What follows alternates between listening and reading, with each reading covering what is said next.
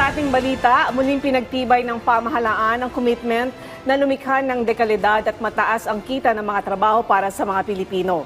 Ito ay matapos maitala ang pinakamataas labor force participation rate sa bansa mula noong Abril 2005 ayon sa Department of Economy, Planning and Development o DepDef. Batay sa Labor Force Survey ng Philippine Statistics Authority, naitala na 1.4 milyon na Pilipino ang nadagdag sa labor force ng bansa na ngayon ay umabot na sa 52.32 milyon na individual.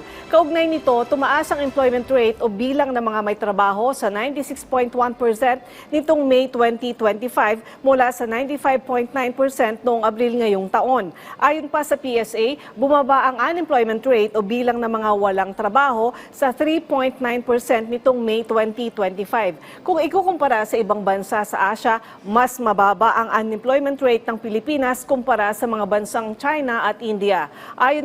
Ayon pa kay DepDef Secretary Arsenio Balisacan, ang mga ito ay sumailalim sa tumataas na kumpiyansa sa labor market at epekto ng nagpapatuloy na pagsisikap ng pamahalaan na palawakin ng job opportunities sa iba't ibang sektor.